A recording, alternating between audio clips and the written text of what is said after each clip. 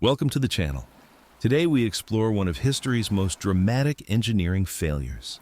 On the night of April 20th, 2010, the Gulf of Mexico became the site of the largest environmental disaster in American history.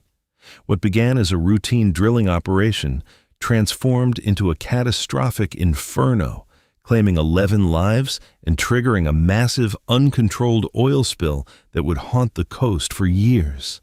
At 9:45 p.m., the Deepwater Horizon drilling rig was rocked by a series of explosions.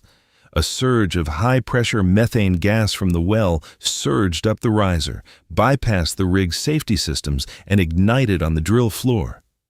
Within minutes, the massive platform was engulfed in flames, forcing the crew to abandon ship as the structure began to succumb to the inferno. The Deepwater Horizon was a state-of-the-art, dynamically positioned, semi-submersible drilling rig. It was designed to reach extreme depths, drilling into the ocean floor miles beneath the surface. At the heart of its safety system was the blowout preventer, BOP, a massive stack of valves located on the seafloor, engineered to seal the well in the event of an uncontrolled pressure surge.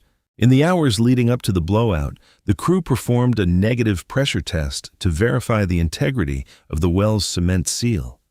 The test results were ambiguous and anomalous, suggesting that the well was not properly sealed. Despite these clear indicators of instability, the team misinterpreted the data, leading them to believe the well was secure when it was, in fact, primed for disaster.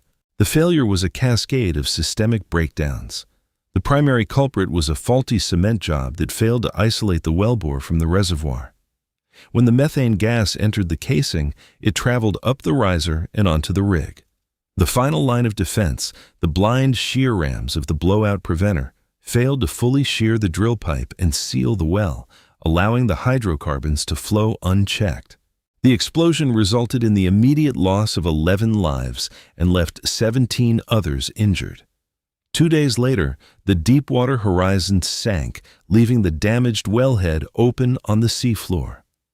What followed was an unprecedented ecological catastrophe as millions of barrels of oil gushed into the Gulf of Mexico, devastating marine life and coastal economies.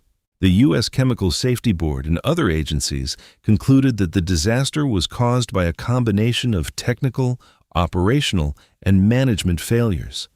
Specifically, the investigation highlighted the failure of the cement slurry to harden properly, the misinterpretation of pressure tests, and the inability of the BOP to act as a failsafe, compounded by a culture that prioritized speed over safety.